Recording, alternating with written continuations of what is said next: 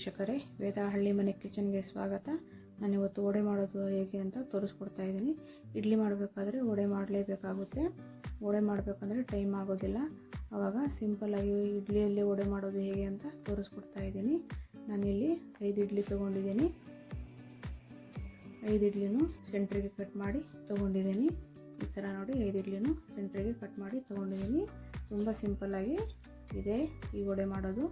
ಹಾಗೆ ವಡೆ ಮಾಡೋದಕ್ಕೆ ಬೇಕಾಗುವ ಪದಾರ್ಥಗಳು: ಒಂದು ಸ್ವಲ್ಪ ಕಾಯಿ ತುರಿ ತೊಗೊಂಡಿದ್ದೀನಿ, ಸ್ವಲ್ಪ ಕಾಯಿ ತುರಿ, ಹಾಗೆ ಒಂದು ಸ್ವಲ್ಪ ಜೀರಿಗೆ ಪೌಡ್ರ್ ತೊಗೊಂಡಿದ್ದೀನಿ, ಒಂದು ಸ್ವಲ್ಪ ಪುದೀನ ಪೌಡ್ರ್ ತೊಗೊಂಡಿದ್ದೀನಿ ಒಣಗಿಸಿ, ಹಾಗೆ ಒಂದು ಸ್ವಲ್ಪ ಕೊತ್ತಂಬರಿ ಸೊಪ್ಪು ತೊಗೊಂಡಿದ್ದೀನಿ ಪೌಡ್ರು, ಅಂದರೆ ಒಣಗಿಸ್ಬಿಟ್ಟು. ರುಚಿಗೆ ತಕ್ಕಷ್ಟು ಉಪ್ಪು, ಒಂದು ಅರ್ಧ ಟೀ ಸ್ಪೂನು ಕಾಳು ಮೆಣಸಿನ ಪೌಡ್ರ್ ತೊಗೊಂಡಿದ್ದೀನಿ, ಒಂದು ಸ್ವಲ್ಪ ಖಾರದ ಪುಡಿ ತೊಗೊಂಡಿದ್ದೀನಿ, ಹಾಗೆ ಒಂದು ಸ್ವಲ್ಪ ನೀರು ಮತ್ತು ಕಡಲೆ ಹಿಟ್ಟು ತೊಗೊಂಡಿದ್ದೀನಿ. ಹಾಗೆ ಇಡ್ಲಿಗೆ ರುಬ್ಕೊಂಡಿದ್ವಲ್ಲ ಹಿಟ್ಟು, ಅದನ್ನು ಸಹ ಸ್ವಲ್ಪ ತೊಗೊಂಡಿದ್ದೀನಿ. ಈಗ ಎಲ್ಲನೂ ಮಿಕ್ಸ್ ಮಾಡ್ಕೊಳ್ಳೋಣ. ಈಗ ಒಂದು ಬೌಲ್ ತೊಗೊಂಡಿದ್ದೀನಿ. ಅದು ತೋರಿಸಿದ್ನಲ್ಲ ಇಂಗ್ರೀಡಿಯೆಂಟ್ಸ್, ಅದೆಲ್ಲನೂ ಹಾಕಿದ್ದೀನಿ. ಒಂದೇ ಸಲ ಹಾಕ್ಕೋಬೇಕು ಅದೆಲ್ಲನೂ. ಈಗ 2 ಟೀ ಸ್ಪೂನು ಕಡಲೆ ಹಿಟ್ಟು ಹಾಕ್ಕೊತಾ ಇದ್ದೀನಿ. ಹಾಗೆ ರುಬ್ಕೊಂಡಿದ್ವಲ್ಲ ಇಡ್ಲಿಗೆ, ಆ ಹಿಟ್ಟು ಸಹ 2 ಸ್ಪೂನು ಹಾಕ್ಕೊತಿದ್ದೀನಿ.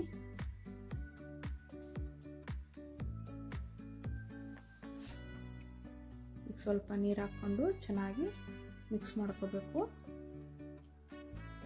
ಜಾಸ್ತಿ ತೆಳುನೂ ಮಾಡಬಾರ್ದು, ಜಾಸ್ತಿ ಗಟ್ಟಿನೂ ಮಾಡಬಾರ್ದು, ಒಂದು ಅದಕ್ಕಿರಬೇಕು ಮೀಡಿಯಮ್ ಆಗಿ. ನೋಡಿ, ಇಷ್ಟಿದ್ರೆ ಸಾಕು,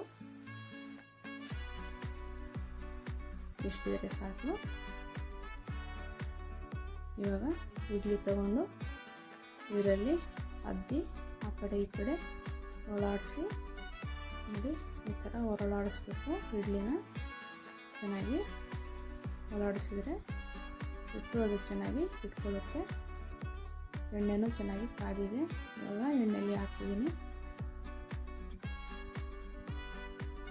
ತುಂಬ ಸಿಂಪಲ್ಲಾಗಿದೆ ಈ ವಡೆ, ತಿನ್ನೋಕ್ಕೂ ತುಂಬ ಟೇಸ್ಟಿಯಾಗಿರುತ್ತೆ. ಒಂದ್ಸತಿ ನೀವು ಸಹ ಟ್ರೈ ಮಾಡಿ ಮನೆಯಲ್ಲಿ. ನಾನು ಇಲ್ಲಿ 2 ಹಾಕ್ಕೊಂಡು ಮಾಡ್ಕೊತೀನಿ. 2 ಸೈಡು ಗೋಲ್ಡನ್ ಬ್ರೌನ್ ಕಲರ್ ಬರೋ ತನಕ ಇದನ್ನು ಫ್ರೈ ಮಾಡ್ಕೋಬೇಕು.